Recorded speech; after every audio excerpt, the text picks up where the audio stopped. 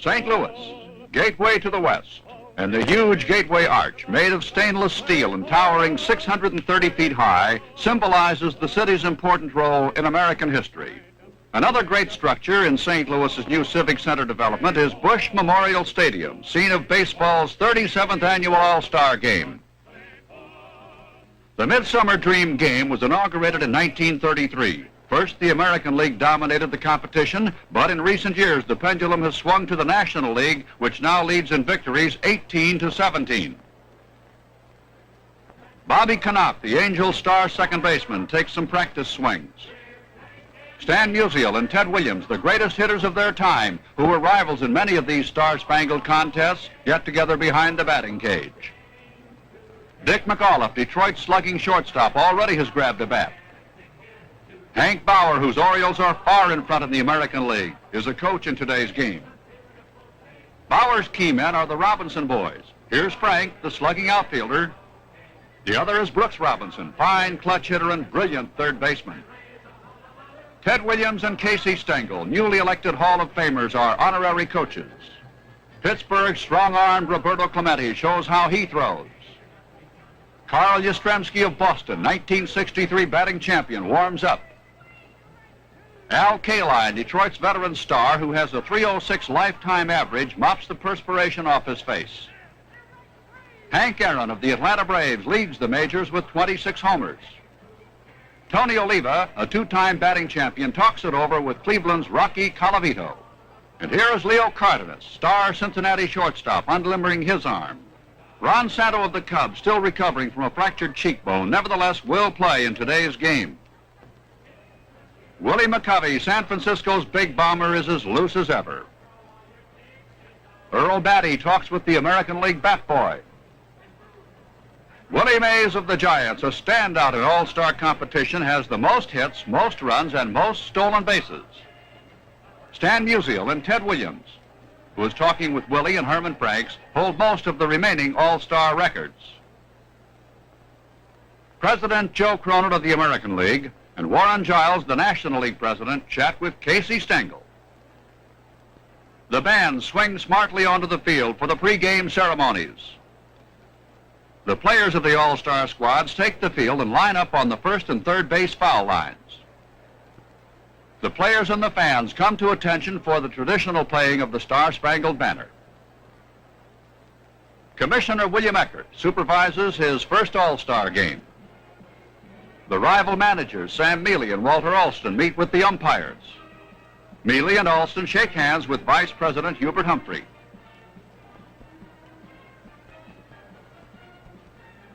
The Vice President then tosses out the first ball, a perfect pitch to Joe Torre. Nearly 50,000 are packed into this beautiful new stadium, built at a cost of more than $26 million.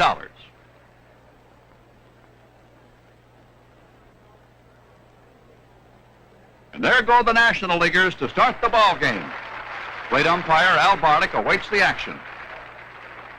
Sandy Koufax, the peerless Dodger lefty, takes his warm-up tosses as the National League starter. Dick McAuliffe steps to the plate, and the game is on. McAuliffe swings at Sandy's first pitch and fouls to Santos. The next two also are retired, and the American League takes the field. Denny McLain, young Detroit star, is the American League starter. Leading off is Willie Mays, new National League home run champion with 525. With 10 more, he'll pass Jimmy Fox for second place on the all-time homer list. But it's no homer this time. Willie takes a third strike. With 2 outs, Hank Aaron is the next batter.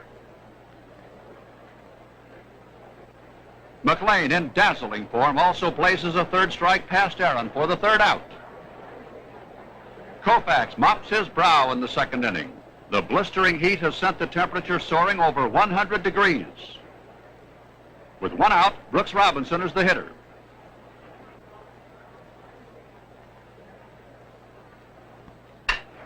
Robinson smashes the ball into left field.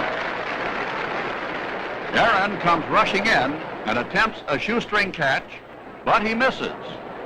Hank falls and scrambles back to his feet to pursue the ball.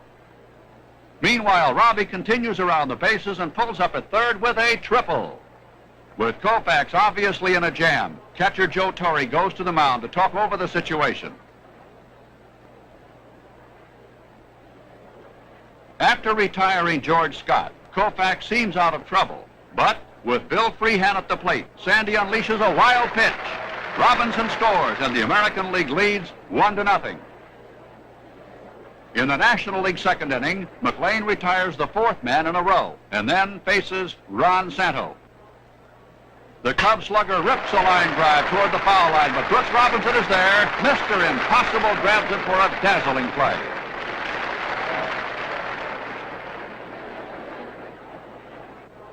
Sandy Koufax closes his 3 innings on a yield of only 1 hit and 1 run.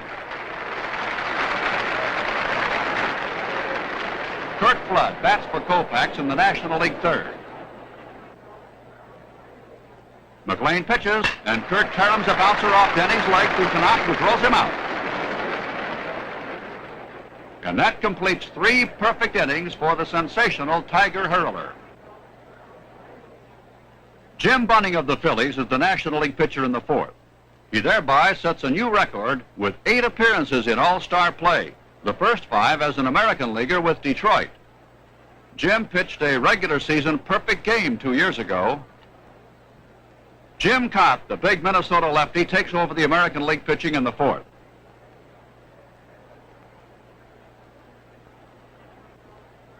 Mays leads off with a single to left for the first National League hit. For Willie, who holds the record, it's his 22nd all-star hit. Roberto Clemente is the next hitter. The star Pirate outfielder smashes a single to center, and Kaline's quick fielding forces Mays to hold up at second. The National League has now started its first scoring threat. But Cott manages to get 2 out before Santos steps into the batter's box. Mays is on third now with the potential tying run. Santos' mighty swing produces a dribbler Robinson cannot come up with. It's a hit, and Mays races home from third. And the game is now tied at 1-1. Manager Alston makes lineup changes for the 6th inning. Juan Marichal is the new pitcher, and Ron Hunt of the Mets is at second base. Harmon Killebrew, Minnesota's powerful home run slugger, pinch hits for Jim Cott. Marichal cuts loose with his high kicking delivery, and the killer cracks the ball just out of Leo Cotton's reach for a single to center. With 1 out, Al Kaline comes to the plate, and the veteran Detroit star comes through with a line shot for another single that puts Killebrew on second with 1 out.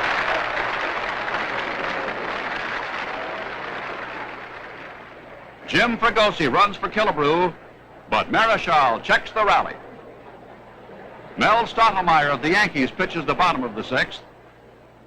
Umpire Jim Honachek signals lineup changes to the announcer, with Earl Batty going behind the plate and Fregosi to shortstop.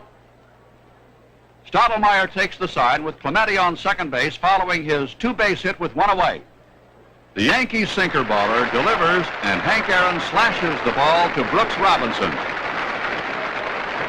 The Baltimore fielding marvel once again makes a fine play to throw out hammering Hank. The score remains tied at 1-all at the end of the 6th inning. The message board proudly announces it's the biggest sports crowd in St. Louis history. The Cardinals' Tim McCarver goes behind the plate in the 8th. Maury Wills, the Dodger shortstop, enters the game at the same time. The score remains tied in the 8th as Sonny Siebert, Cleveland's no-hit pitcher, takes over for the American League. Jim Hart leads off the inning for the National League. The Giants' star third sacker looks at a third strike as Siebert breezes through the inning to maintain the tie score. With the game still tied at 1-1, Gaylord Perry of the Giants comes in to pitch for the National League in the 9th. At this midseason point, he has the best winning percentage in the majors with a 12-1 record. Kaline is the batter. Perry goes into his windup, and K-line pokes a slow-bounding grounder toward the shortstop hole. But Ron Santo comes across to grab the ball, juggles it momentarily, and then recovers quickly to throw him out.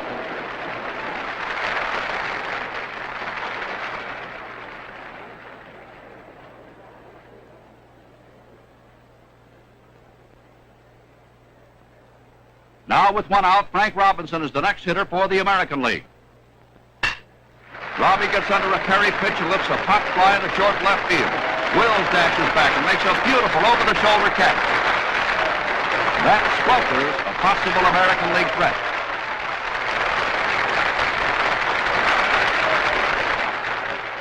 In the National League ninth, there are 2 out with Santo at bat. Tommy Agee, the star White Sox rookie, is in center field. Siebert winds up, delivers, and Santo rips a smash over third. But Brooks Robinson is there again. He makes a miraculous stop. He uses both hands to clutch the ball and then throws Santo out. Still tied at 1-1. The thriller goes into the 10th for the 4th extra inning battle in All-Star history. Gaylord Perry, still pitching for the National League. First base is Brooks Robinson. Brooks swings at an inside pitch, hits it on the handle, and bloops one just over Maury Will's head for a single.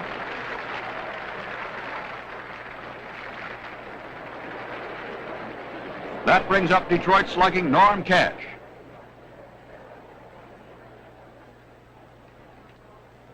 Perry unleashes a high fastball that sails away from McCarver for a wild pitch, and Brooks Robinson goes to second base. Perry retires Cash, but he's still having trouble recovering his control. He can't get that ball over, and Earl Batty walks.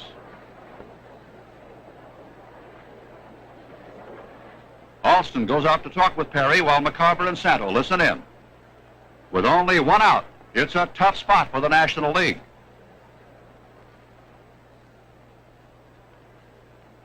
Bobby Richardson of the Yankees is up next. Bobby lifts a pop foul behind first base, and McCovey reaches into the field boxes for a sensational one-handed catch.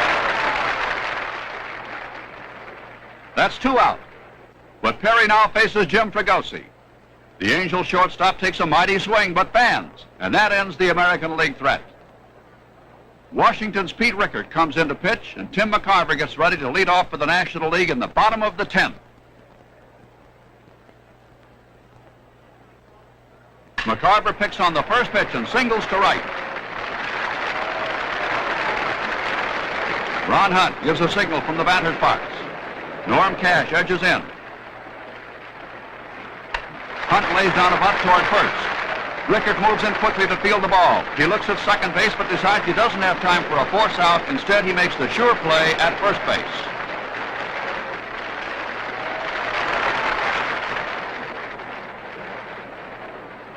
McCarver is now in scoring position as Maury Wills approaches the plate while swinging a bat to loosen up.